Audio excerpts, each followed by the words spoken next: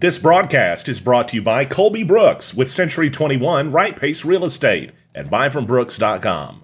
Let Colby Brooks handle all of your real estate needs. It's 1:27 at Jonesboro and across Northeast Arkansas, here to bring you the latest updates on COVID-19. Stan Morris reporting in Jonesboro. And today we're not going to have to wait for the press conference to find out some of those latest numbers.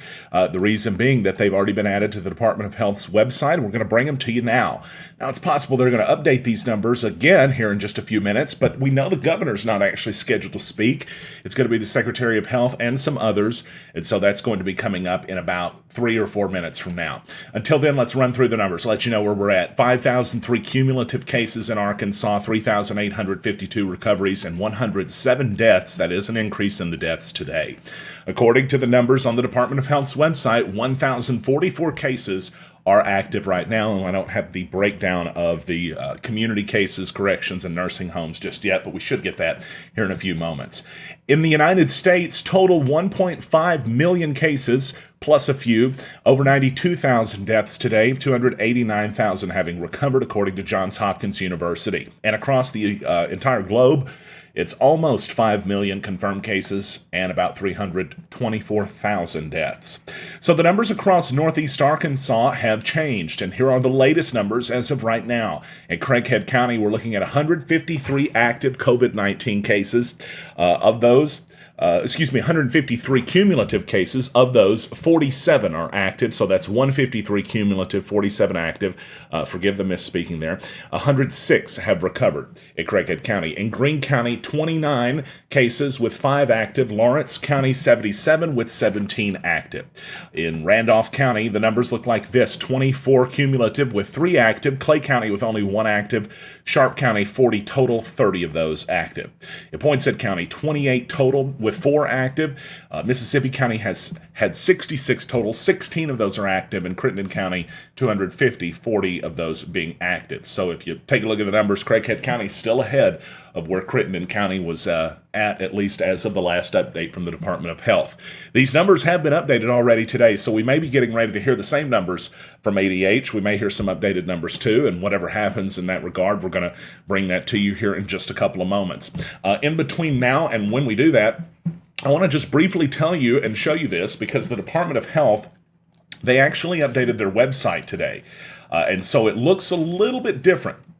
Take a look. You can see the numbers that were on the right show up on the left. It has the total active recoveries and deaths, and in each county, it'll actually now show you something we've been showing you for a while. I've highlighted it here. The active positive cases. They did the math for you. We showed you how to do that yesterday, funny enough, the day before they go ahead and update the website to show that. There's some new graphs on here as well.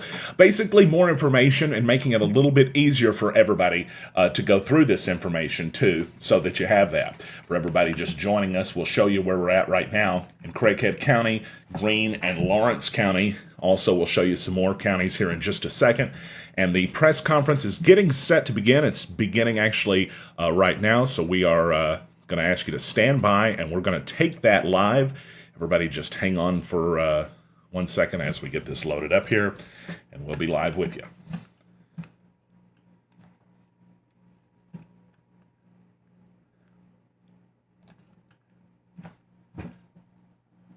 All right, good deal. And here we go. How are you doing? Welcome to our Dr. Jennifer Dillahay, our state epidemiologist, and Dr. Naveen Patil, who is our medical director for infectious diseases. They're going to also talk with you, and then we'll take questions. I'll begin with the new cases. Since yesterday, we've had 80 new cases. One of those is from a correctional facility, and 79 are community. So our total for today is 5,003. That's the total cases from the beginning. Of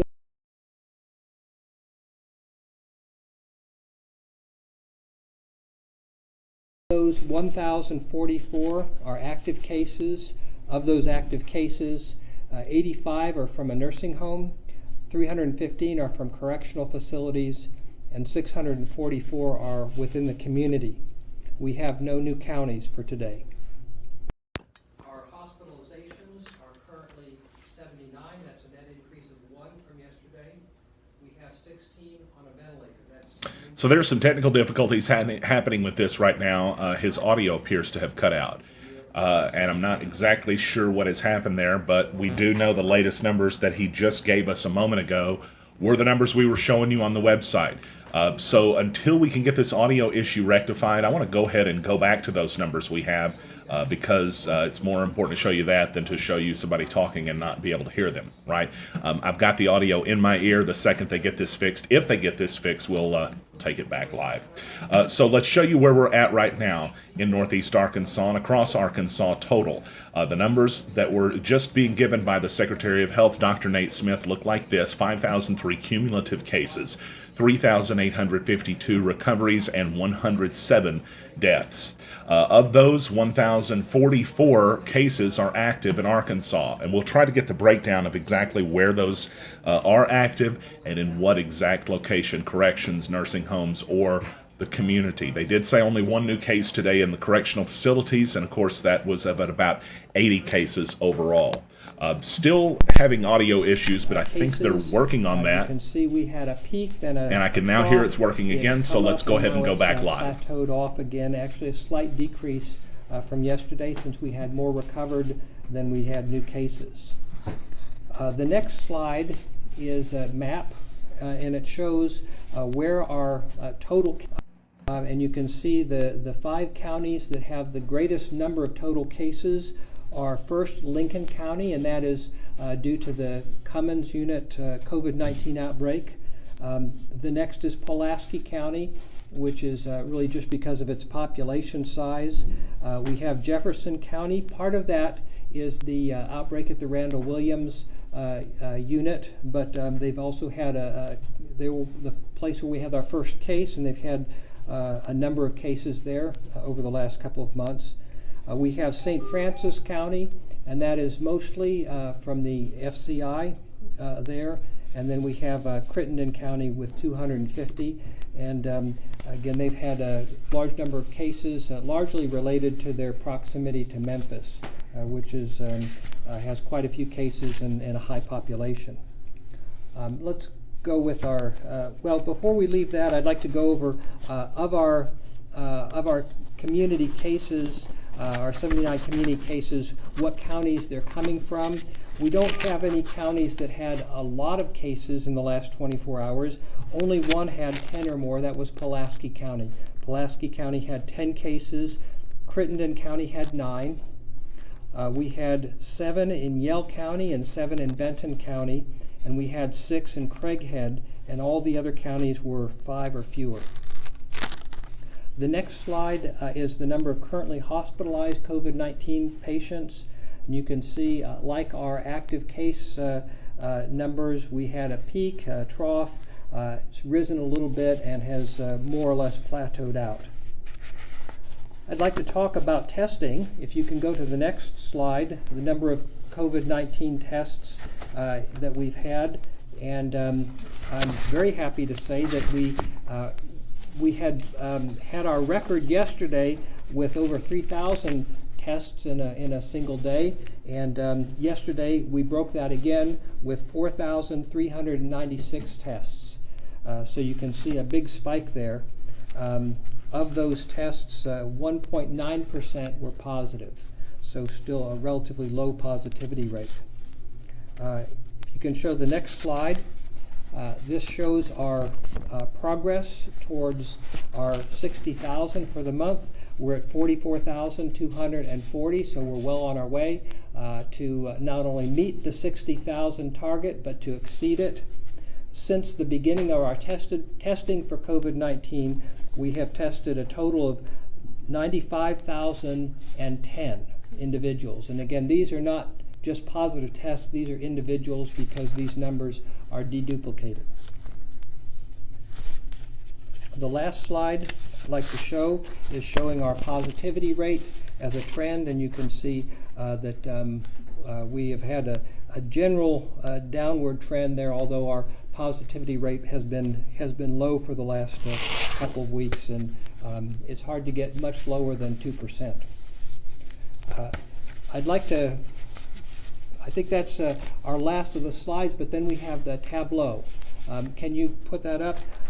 We want to make sure that we're getting these data out to the public to where any member of the public can see the numbers as easily as possible. And so we have a new website or new place on our website, a dashboard where we can display some of those numbers. And I can't see it because of where I'm standing, but hopefully you can see it. Quite a bit of useful information. And if you click on some of these things, you can get even more information. And I have Donald McCormick, who has been pivotal in putting this together, and he's here and available to answer questions when we get to the question time. The last thing I would like to talk about is safe work sites. We had some questions yesterday about work sites, and I want to point out that safe work sites are essential for our economic recovery. Businesses have to stay open. To do that, they have to have workers coming in, not being afraid that they're going to be infected, and they have to have, if they have customers as well who come onto their site, their customers also have to be confident that they're not at risk of infection. And so safe work sites are an essential part not only of controlling COVID-19 spread in our communities and saving lives, but also a very important part of our economy recovering from the impact of COVID-19. Work sites are, of course, a risk. Many adults spend more time at work than they do in any other single place when they're awake. Of course, hopefully they're sleeping at home, but their coworkers, interactions with coworkers, those are opportunities for COVID-19 to spread, and that's why it's important that those safeguards be in place. For that reason, we've put out a number of directives and guidances to businesses in general, but to specific industries. Some of these directives seem somewhat restrictive, and at times we've had complaints, but these are really all designed to make those work sites safer, to protect both the people working there as well as the people who come in as customers. And they are a bit restrictive. They're not the way we normally do things, but these are really important, not just for protecting people from getting infected with COVID-19, but also for our economy to recover by making those work sites safe. The other thing that we do is when we do have COVID-19 transmission at a work site, we work with those work sites to do case investigation, contact tracing, so we can quickly get them back and going, make sure that the workers are as safe as possible as well as their customers. And what I'm going to do is ask Dr. Jennifer Dillahay, our state epidemiologist, to come up and talk a little bit about the sorts of things we do when we partner with those work sites, places of businesses, to either bring COVID-19 spread under control and also to make it a safer place for all those in the work site. And Dr. Dillahay, if you'd come up.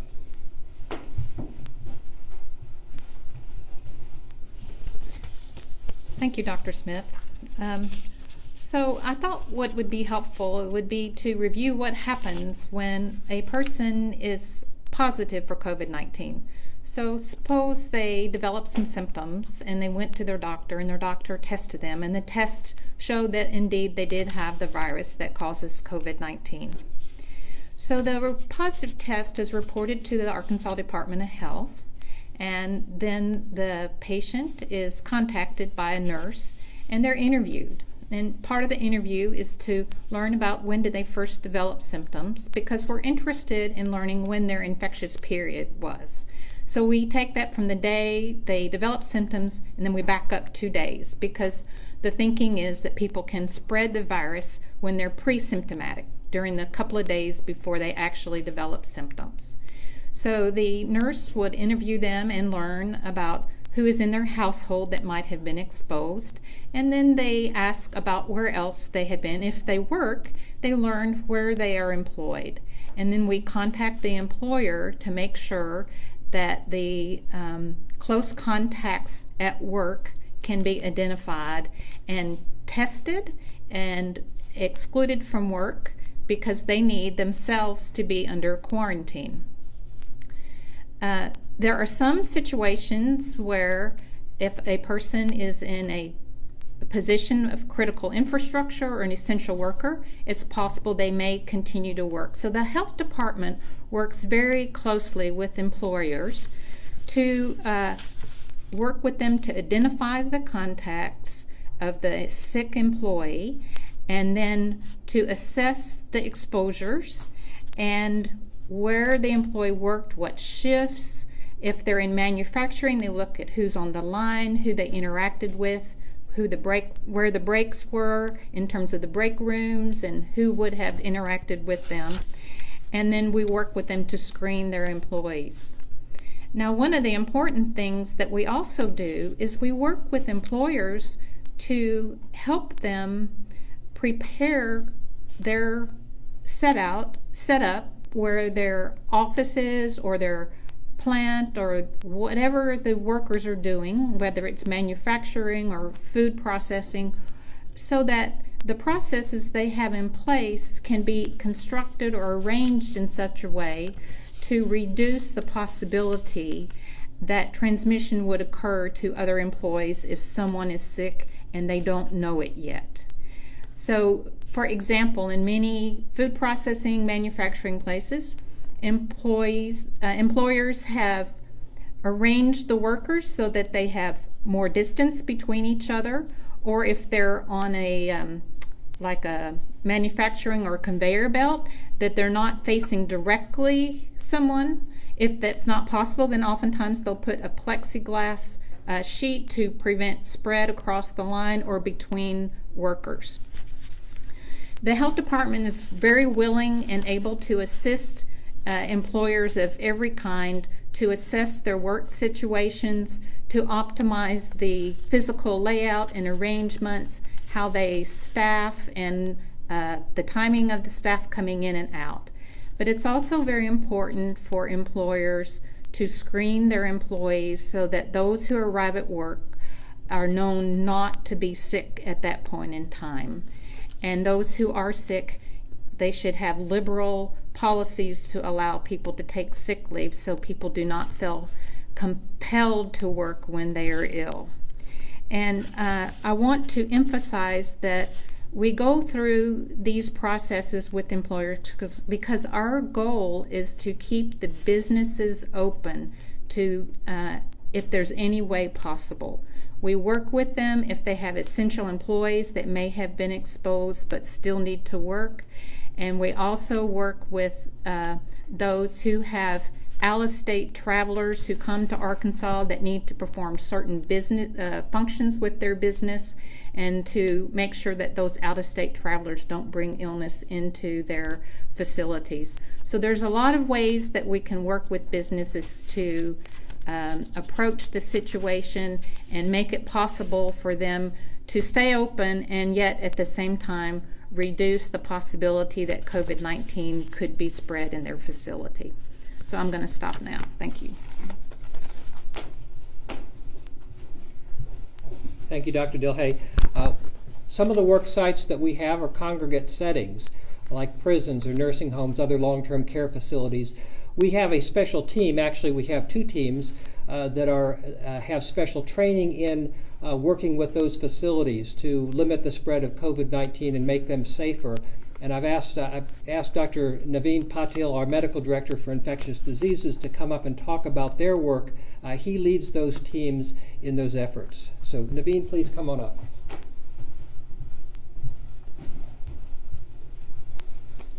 Good afternoon. Thank you, Dr. Smith. I am here representing the Healthcare Associated Infections team at the Arkansas Department of Health, which has been tasked with, helping out congregate settings. When I mean congregate settings, that includes nursing homes, assisted living facilities, prisons, drug and addiction centers, human development centers run by DHS, and other behavioral and psychiatric facilities. So we've been helping all these facilities over the past 10 weeks. An important part of our program is both at prevention and control of clusters of infectious diseases in these congregate settings. And our recommendations have been incorporated in these activities of both prevention and control in these facilities. So to go back a bit, infection control improvements and training, that includes both training and outreach statewide, have been going on for the past few years at the Department of Health as part of our Ebola grant funding that we received from CDC after the Ebola outbreak, and also due to the strong support by Dr. Smith here and the ADH leadership to focus on those efforts. As part of that funding, our team here at the Healthcare Associated Infections Program has visited over 200 facilities statewide before the Ebola outbreak, and that included about 75 nursing homes and a majority of the hospitals in the state. What this investment in all these visits have allowed Arkansas to respond and engage quickly after COVID-19 because of all the background work that has been done over the years. After COVID-19, in the past 10 weeks, our team has visited about 50 facilities that have been affected by COVID and helped them guide in infection control and prevention at these facilities. In the coming months to years, we plan to visit all these facilities if possible. If not, the other option we have is to provide infection control efforts to all these facilities in the future.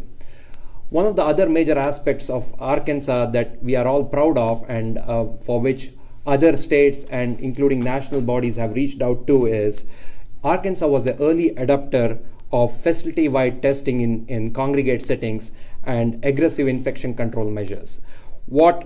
This was built on our relationships that we already had with Arkansas Healthcare Association, Arkansas Hospital Association, strong collaboration with our state public health lab, Office of Long-Term Care, the VA hospital, the Department of Corrections.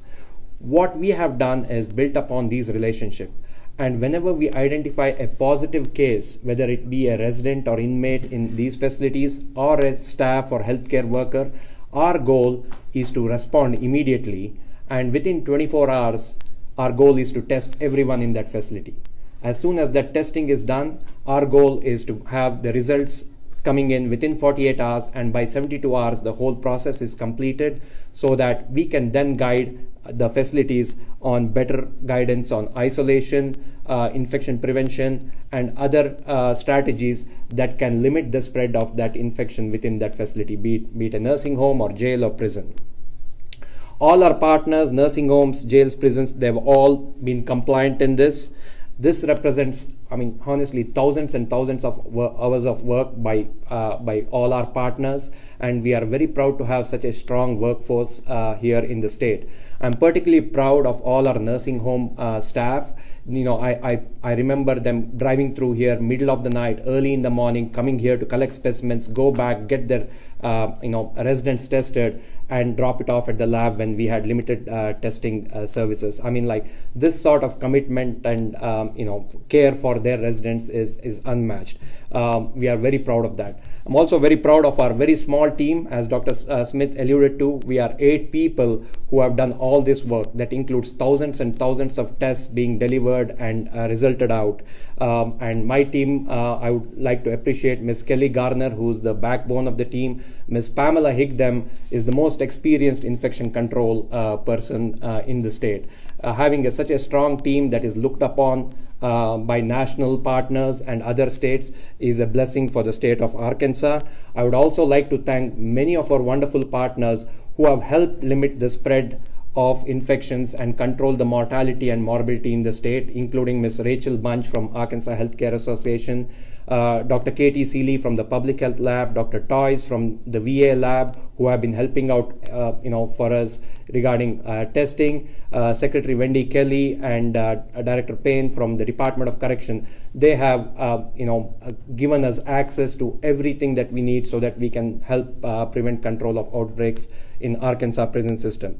Finally, I have a word of caution and advice for everyone who's involved in the state, is that we play our part to protect our loved ones and those at highest risk. As we continue to open the state, hope we continue to practice social distancing, masking, and hand washing as we move forward in future care of our patients. Thank you.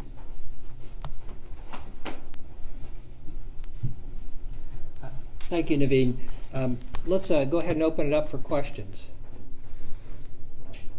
any reason for the big increase in testing over the past day? It seemed like a pretty big jump.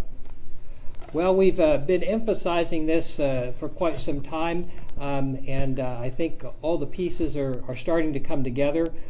The biggest increase was from our commercial labs, so these are people collecting specimens, sending them off to commercial labs, getting those results back. And remember, the results that we're getting today were probably collected a couple days ago. So all this, the message about increasing the testing, increasing the populations that we test in, I think that's getting through. We're hoping that we'll increase even more. We have a high throughput instrument that we are working to get validated in our lab, and that will allow us to greatly increase the contribution from the public health lab, the Arkansas Department of Health Public Health Lab. And Arkansas Children's Hospital also has a high throughput instrument that they are bringing online, and those will also enhance our capability to do those through the public health lab and through Children's Hospital as well. Is there a certain industry that you guys have noticed that's maybe a little more at risk beyond the congregate setting? Well, there are certainly industries that we've been watching closely, that have been watching themselves closely. I think the meat processing, food processing industry, particularly poultry, is such an important industry. They've been watching very carefully, and so we've been working with them on that. We have had over 100 workers. Only about half of those are active cases now, but that's an area where we've been looking very, very closely. I think from our visit to Forest City earlier this week, that brings to mind the Belleville Boot Factory, where they had a cluster of cases as well. Any employer where there are a number of workers together in the same building, there's potential risk there, which is why we really encourage businesses to adopt the guidance and the directives that we've put out there, and to be vigilant and try and keep those workers who are sick, let them stay at home. Don't unintentionally create incentives for sick workers to come in.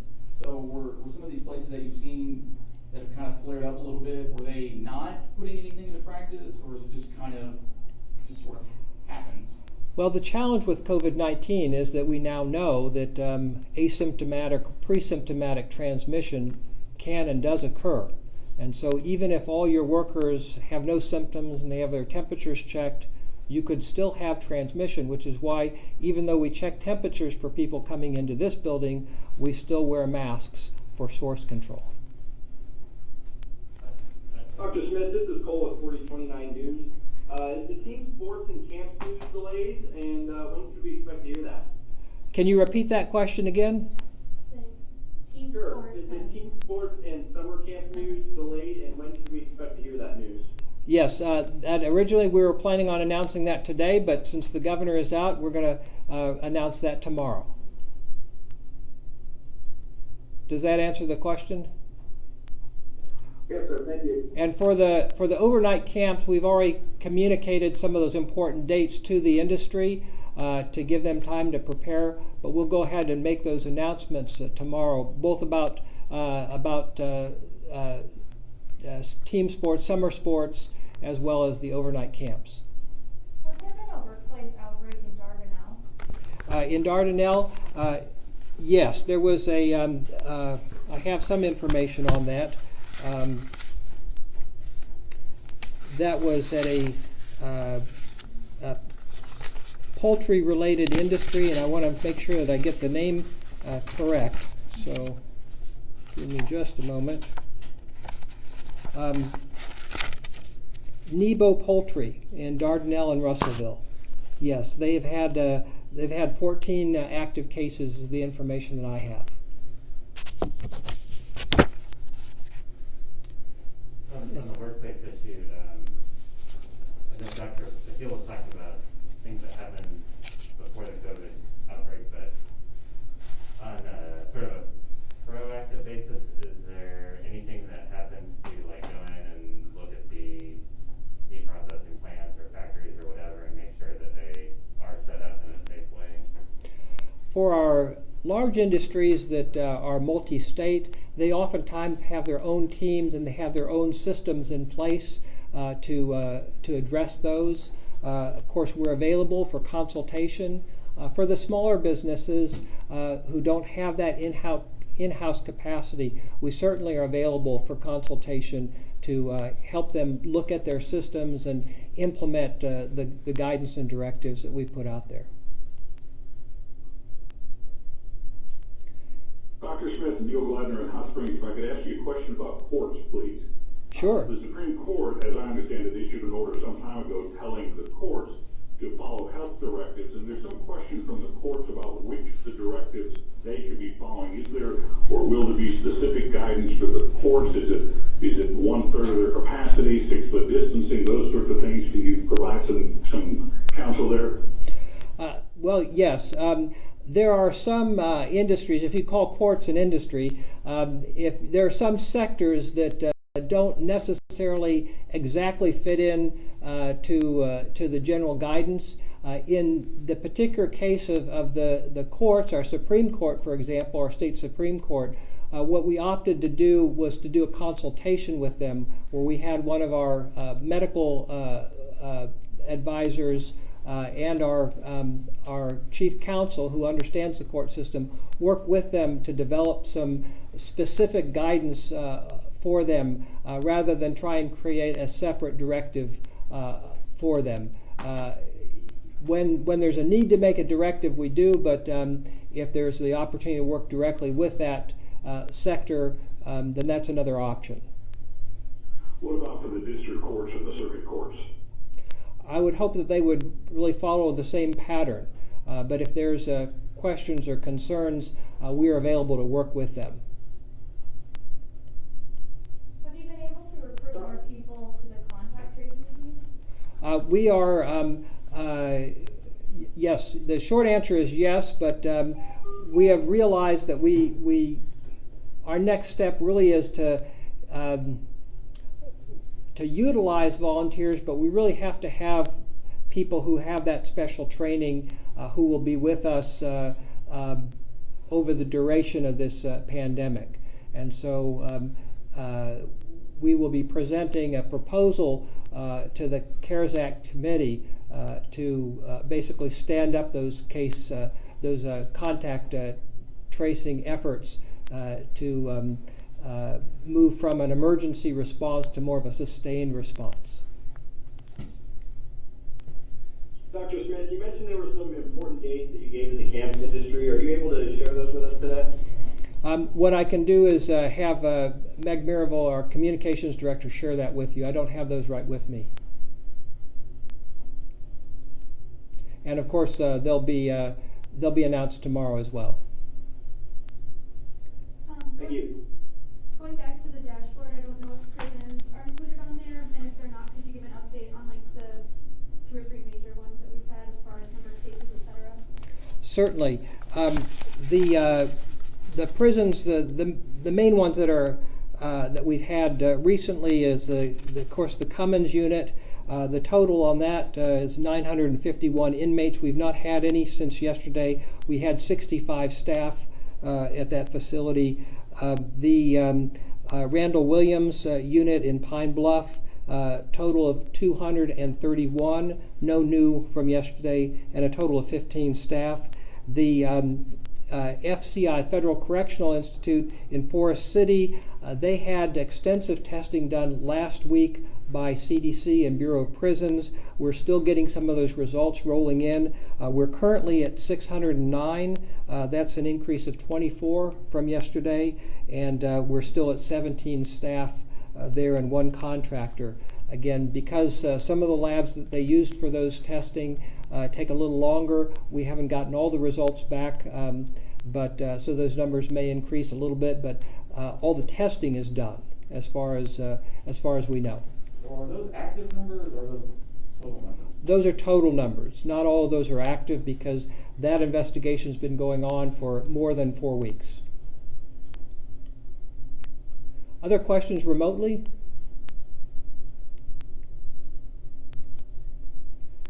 And I'm looking at the back. The lighting is a little bit difficult.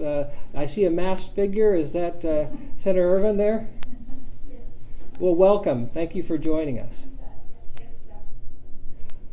Any other questions here? Dr. Dillahay talked about, in some cases, somebody who has had exposure could still be working if they're essential. So I was wondering what's some examples of that, and could that include somebody who actually tests positive, or is that just while you're waiting test results?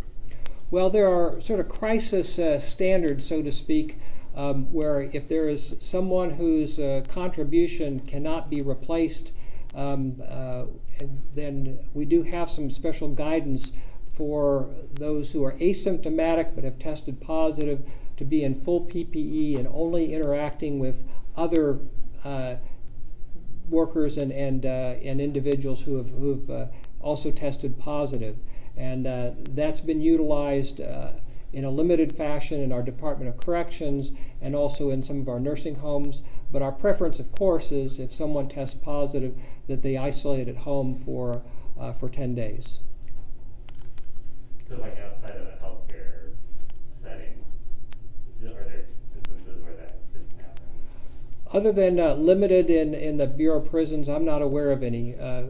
Dr. Dillahay, Dr. Patil, are you familiar? Okay. I know in other states there may have been settings where that occurred in the meat processing industry, but to my knowledge that's not been used here. We do allow asymptomatic workers who've been exposed or in quarantine to come to work. They're assessed Yes. for fever and so forth. Yes, there's a, right. And just for the microphone, I'm going to repeat that. Yes, in some cases there's someone who has been exposed, and under normal circumstances we would have them quarantine at home. They've not tested positive, but in those cases we do the symptom checks and take precautions, masks for source control. But that's, again, the first choice would be to quarantine at home.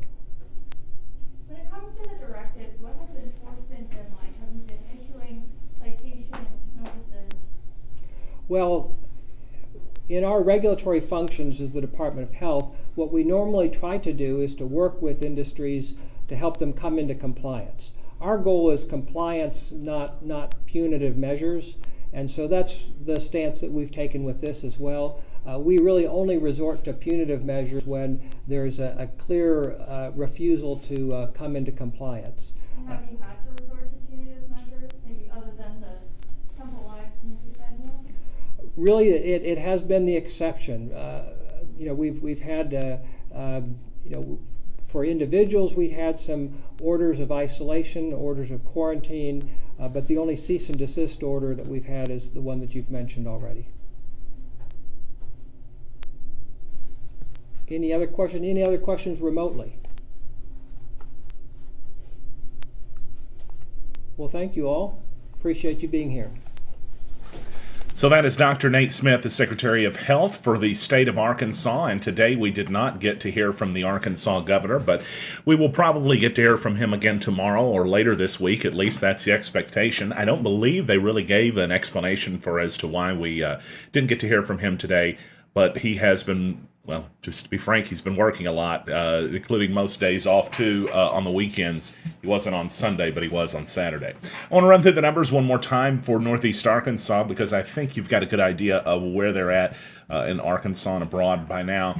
In Craighead County, 153 cumulative cases to date, with 47 active right now. Greene County, 29 with 5 active. Lawrence, 77 with 17 active. Randolph County looks like this. 24 cumulative cases with 3 active. Clay County, 4 cumulative, 1 still active. Sharp County, 30 active cases. In Poinsett County, 28 cases to date with 4 active. Mississippi County, 16 active. Crittenden County, 40 active out of 250 to date. By the way, a lot of new positives coming from Crittenden County. We learned 10 new positives today in today's numbers. FYI, they're doing a lot of testing over there still. Our friends at Reliant Healthcare and Dr. David Diffenay, they're working on Dover Street today. I believe it's Street, but it is Dover in West Memphis. So if you would like, you can show up, get a test, drive through, walk up, don't need an appointment, and it's that simple. Connect with them on Facebook if you'd like to find out more information. So I want to also show you before we go here, because there was a change to the Arkansas Department of Health's map. And we had some folks asking during the coverage there how to access this, and I tried to give you a quick demonstration so that you could see this. But if you missed it, what you do is you go to the Department of Health's website that's the COVID-19 landing page. You scroll down until you see this big button right here. Some people mistakenly think that's a banner because honestly it kind of looks like it. They didn't bevel it enough. But you click that, it loads up where you're going to go, which is the Arkansas Department of Health's map, and that is, of course, this page right here. So I'll run through a few counties that I may have missed, and if you'd like for me to click on a county, do me a favor and let me know, and we'll look at it. Oh, that's right, and I just see a few people in chat mentioning this. Asa's at the White House for a meeting with the president today. That's right. He did mention that yesterday. Honestly, with so much to follow in the state and here locally, I've tried to leave the national news to the national people. But you're right, and thank you, Linda, and to Trish as well. Matt says, can you ask when we can visit our loved ones in nursing homes and rehab hospitals? Yeah, I'm going to try to get on the call tomorrow and ask about that because I know a lot of folks want to know, and I know a lot of people are also saying to themselves, hey, if the nursing workers and nurses and other staff at nursing homes are not quarantined when they're outside of there, why can't we go visit our family? And so we'll try to find some answers on that soon. Let me know if you want me to click on a specific county. I'm going to go through several here just to give you an idea. One positive case in Fulton County, 30 in Sharp, and I'm going to run through some of the same ones that I've already hit a few times here, just trying to hit everything basically. 4 positive in Izzard, 8 positive in Independence County, 3 in Randolph, 17 in Lawrence, 1 in Clay, 5 in Greene, 47 in Craighead County, 16 in Mississippi County, 40 in Crittenden County, 4 in Poinsett County, 13 in Cross County, 103 in St. Francis County, none right now in Woodruff County, but they've only had 83 tests. None in Jackson County, active. They've had 1 positive to date, less than 200 tests. I've already said Independence County. Cleburne County only has 1 active right now after that early outbreak that they had. They've had 4 deaths, however. And right over here in White County, we see 3 active positive cases too. So I've showed you how to find this website, so hopefully if you're looking for counties that are outside of the northeast corner, maybe you're in Pulaski County where they have 109 active cases, maybe you're all the way in Union County in South Arkansas where there's 42, or Polk County where there's 32. What about Benton County, 43, and Washington County, 47. Those are really the largest concentrations in Arkansas of where we're seeing this stuff. Jefferson County has 267 active. Pulaski County has 109 active, and after that you start to see the numbers drop down drastically in the nearby counties, at least of active cases. Craighead County ranks up there in terms of how many active COVID-19 cases we have. Shauna said, how many of those Craighead are Jonesboro? So it's impossible for me to say because we're not being given every location, but the thing about Jonesboro is that's where all of the hospitals are and the medical centers pretty much that are in the entire county, with some exceptions, small exceptions, of course, but most medical facilities are going to be in Jonesboro. So you should at least presume that most of those are in Jonesboro or have been in Jonesboro or will be at some time, especially if it's a more severe case. They're guaranteed to end up in Jonesboro at one of the major hospitals here. It says it would be nice if you clicked on the county if it would tell you where in the county. Yes, I think that would be great. I wish they would. Unfortunately, there's only so much that they've been kind of willing to report so far, and I think they view some of that data as maybe a little bit too intrusive. I can't say that I understand why, and I don't agree with that, but yes, unfortunately, the Department of Health's not really given us much information in relation to that. But good questions, and fair questions, too. Shauna asked about Independence County. I think I mentioned this, but in case you missed it, 8 active positives out of 27 total positives, 19 recoveries, 0 deaths, 606 negative tests to date. So a lot of information to have right there, and today we actually had that going into the press conference. We appreciate everybody for joining us today. Thanks for watching on NEA Report. Please like, share, or subscribe or support on Facebook if you don't mind. It means a lot to us, but it also helps keep things going around here too. I'm Stan Morris, and you're up to date from NEA Report.